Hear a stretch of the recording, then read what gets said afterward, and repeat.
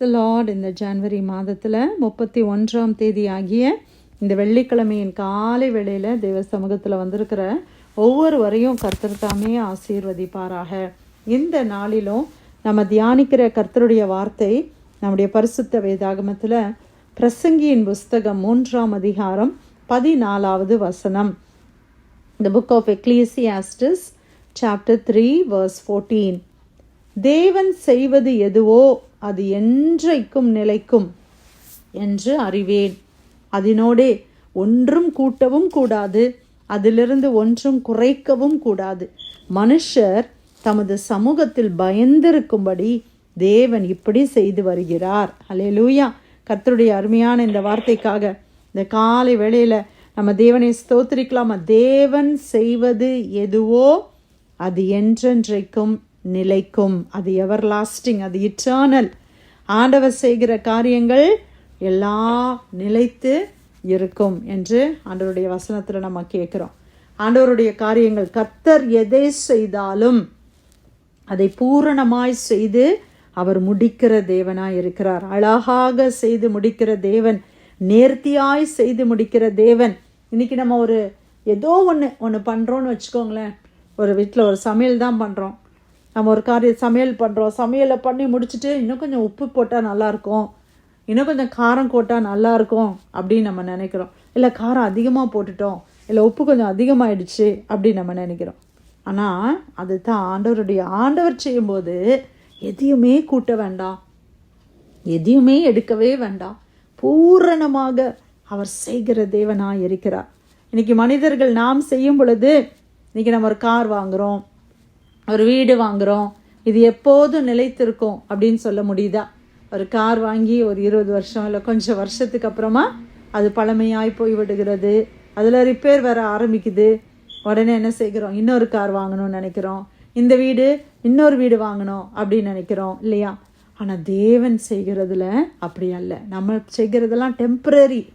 மனிதர்களாகிய நம்ம செய்கிறதெல்லாம் ஒரு காலத்துக்கு உரியவைகளாய் காணப்படுகிறது. ஆனால் கர்த்தர் காலகாலமாக அவர் எல்லாவற்றையும் செய்து, இப்போ யோசிச்சு பாருங்க, சூரியன், சந்திரன், ஆண்டவர் படைத்த எல்லா மரங்கள், மிருக ஜீவன்கள் எல்லாத்தையும் பார்க்கும்போது ஏதாவது பழசாக இருக்குதா?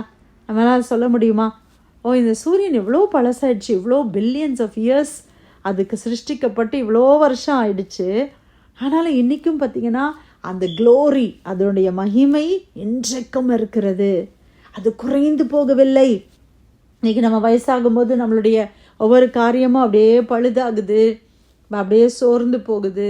இல்லை, நம்ம இன்றைக்கி வீட்டில் ஒரு பொருளை வாங்குகிறோம், ஒரு கவுச் தான் வாங்குகிறோம், அது எத்தனை வருஷம் யூஸ் பண்ண முடியும்? ஒரு கொஞ்சம் வருஷத்துக்கு அப்புறமா அது தூக்கி போட வேண்டிய சூழ்நிலைக்கு வந்துடுது, இல்லையா? ஒரு பாத்திரம் வாங்குகிறோம், இன்றைக்கி நல்லா பளபளப்பாக இருக்குது, புதுசாக இருக்குது. ஆனால் ஒரு சில ஆண்டுகளுக்கு அப்புறம் அது பழமையாய் போய்விடுகிறது, இல்லை? ஆனால் ஆண்டவர் படைத்ததெல்லாம் யோசித்து பாருங்கள். சூரியன், சந்திரன், மிருகங்கள், எல்லா மரங்கள், எல்லா மலைகள், குன்றுகள், ஆண்டவருடைய படைப்பு. மரங்கள் எவ்வளோ அழகாக அப்படியே ஃப்ரெஷ்ஷாக எல்லாம் இருக்குதுல்ல. அதை ஆண்டவருடைய படைப்பு, ஆண்டவர் செய்கிறது எல்லாம் என்றென்றைக்கும் நிலைக்கும். கர்த்தர் உங்கள் வாழ்க்கையில் ஒரு காரியத்தை செய்தால் அது என்றென்றைக்கும் நிலைக்கும்.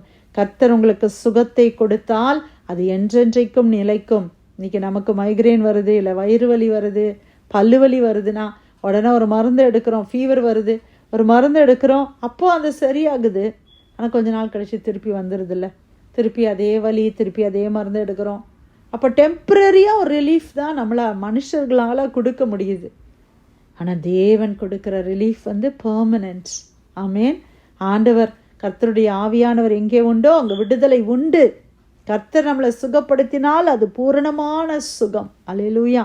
அது பூரணமான சுகம். ஆமேன். ஆண்டவர் எதை செய்தாலும் அதை நிலைத்திருக்க பண்ணுகிற தேவனாக கர்த்தர் இருக்கிறார்.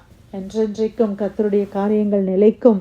ஆண்டவருடைய காரியம் பூரணமாக இருக்கும், அழகாக இருக்கும், நேர்த்தியாக. ஆண்டவர் செய்தார்னா அது நேர்த்தியாக செய்வார்.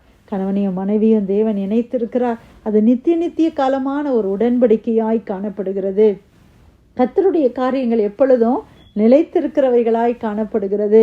அதில் ஒன்றும் கூட்டவும் கூடாது, அதில் எந்த ஒன்றையும் எடுக்கவும் முடியாது. ஆண்டவர் நம்மளுக்கு கொடுத்த ரட்சிப்பு யோசிச்சு பாருங்க, எவ்வளோ அருமையான ரட்சிப்பு.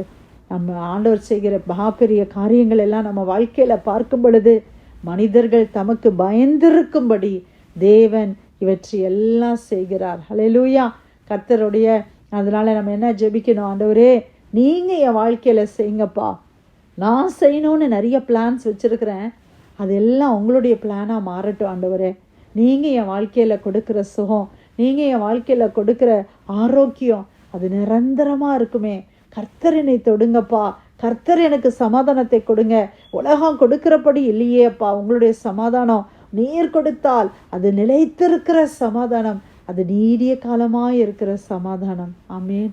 அப்படியான தேவனுடைய ஆசீர்வாதங்கள் நம்ம கொஞ்ச நாள் முன்னால் கூட தியானித்தோம். தேவன் கொடுக்குற ஐஸ்வர்யம் அதில் வேதனை இல்லை, எதையும் கூட்ட முடியாது. ஆண்டவர் கொடுக்கறதுல வேதனையெல்லாம் கூட்டி எக்ஸ்ட்ராவாக கொடுக்க முடியாது. அதனால தேவன் செய்வது எதுவோ அது என்றைக்கும் நிலைக்கும் என்று அறிவேன். அதனோடைய ஒன்றும் கூட்டவும் கூடாது, அதிலிருந்து ஒன்றும் குறைக்கவும் கூடாது. மனுஷர் தமது சமூகத்தில் பயந்திருக்கும்படி தேவன் இப்படி செய்து வருகிறார். ஆமீன். தேவன் கொடுத்த அருமையான இந்த வார்த்தைக்காய் கர்த்தருக்கு நன்றி செலுத்தி அந்த யாராவது ஒருத்தர் நம்ம ஜெபிக்கலாமா?